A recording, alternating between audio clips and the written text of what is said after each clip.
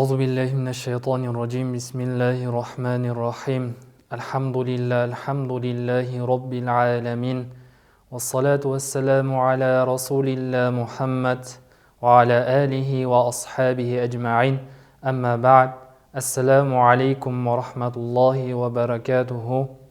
Құрметті бауырлар, ислам тарихындағы уақып жасау исламдағы қоғамның әлеуметтік және экономикалық жағына өте пайдалы институттардың бірі болып табылады. Пайғамбарымыз саллаллаху алейхи уассаламның артынан ерген сахабалары да осы бір уақып, яғни жария садақаға өте көптеп үлес қосқан.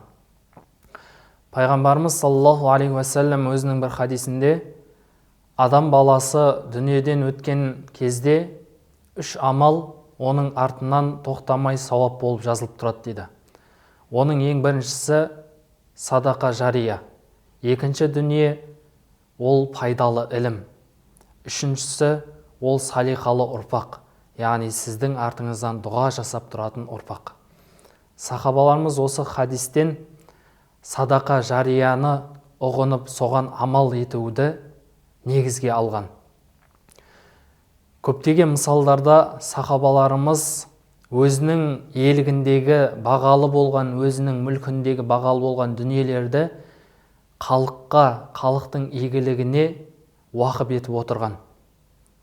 Ең танымал мысалдардың бірі Омар радиаллаху анхудың Хайбар жорығынан кейінгі жасаған уақыбы. Өзіне берілген құнарлы жерді сатпай, өзінен кейінгі ұрпаққа мұрагерлікке қалдырмай, халықтың игілігіне жұмсаған.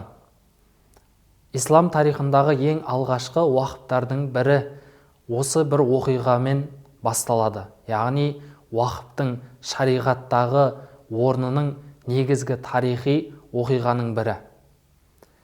Сол секілді пайғамбарымыз саллаллаху алейхи уассаламның басқа да сахабалары Осман радиаллаху анху да халықты су тапшылығы болған кезде, құрғақшылдық болған кезде құдық сатып алып, халықтың игілігіне, халыққа жұмсаған.